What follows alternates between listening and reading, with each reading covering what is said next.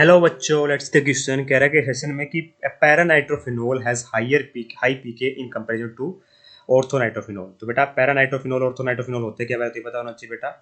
ये होता है बेटा मेरा पैरानाइट्रोफिनोल और ये होता है बेटा मेरा ऑर्थोनाइट्रोफिनोल। क्या ये होगा बेटा मेरा ऑर्थोनाइट्रोफिनोल। ठीक है, बात करें बेटा पीके वैल्यू की, तो बेटा मैं आपको बता दूं कि जो एसिडिटी होती है ना, वो क्या होती है बेटा मेरे इनवर्सली प्रोपोर्शनल होती है पीके। क्या होती है बेटा, इनवर्सली प्रोपोर्शनल होती है बेटा मेरे पीके के। जितनी ज्यादा पीके की वैल्यू होगी उतना ही कम एसिड होगा। एक्चुअली में पीके क्या है, नेगेटिव लोगरिथम होता है बेटा मेरा के का। क्या होता है बेटा, के का नेगेटिव लोगरिथम है। और के क्या होता है बेटा, ionisation constant of acid.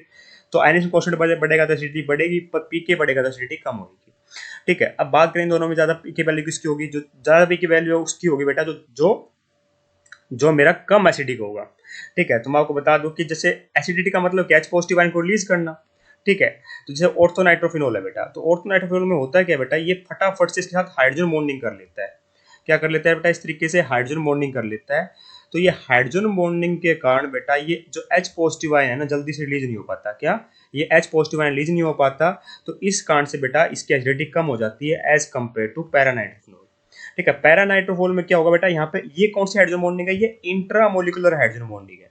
Hydrogen bonding क्या होती है बेटा, इलेक्ट्रोस्टैटिक अट्रैक्शन है between the hydrogen and the electronegative atom like fluorine oxygen और नाइट्रोजन हो गया। यहाँ पे ऑक्सीजन के साथ कर रहा है बेटा।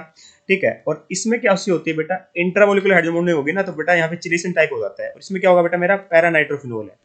ठीक है, तो इस तरीके से बेटा टेक प्लेस करती है बेटा पैरानाइट्रोफिनोल में हाइड्रोजन बॉन्डिंग। यहाँ पे आ जाएगा एन, यहाँ डबल बॉन्ड ओ, यहाँ पे ऑक्सीजन।